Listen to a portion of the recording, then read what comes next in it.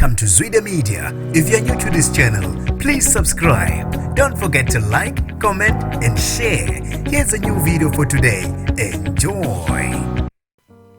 Kulimale kabi abantu abayisithupha kutholana phezulu ezimonto ezimbili ku N17 eTrichards eMpumalanga. Nginibingelele ngiphinde nginamukele kuphina kuphi lanibona khona le video. Mangoqala usidionele likhasi wamulekele igama lami usibonga konke wakandwando Mothanda.